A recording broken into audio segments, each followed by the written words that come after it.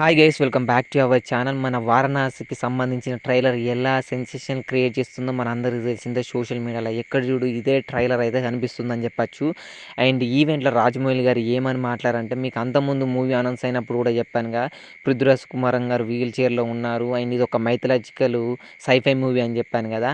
And Mahesh Babu గారు మన మన శ్రీలంకలో ఉన్న సంజీవ్ని కోసం గ్లోబల్ టూర్ చేస్తాడని ఇలా నేనైతే స్టోరీ అయితే అంతకుముందు చెప్పాను, నా వీడియోలలో ఉంటుంది.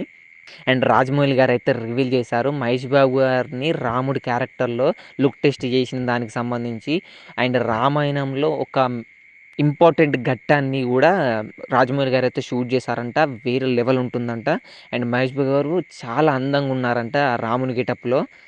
ఫస్ట్ అయినా కృష్ణుడు లెక్క ఉంటారు కదా, రామునికి సూట్ అవుతారా లేదా అనుకొని లుక్ టెస్ట్ అయితే చేశారంట.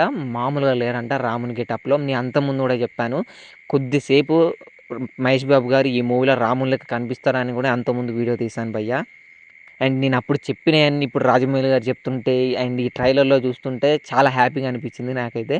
అండ్ ఈ ట్రైలర్ చూస్తుంటే నాకైతే గూస్ బంప్స్ వచ్చాయని చెప్పొచ్చు భయ్య.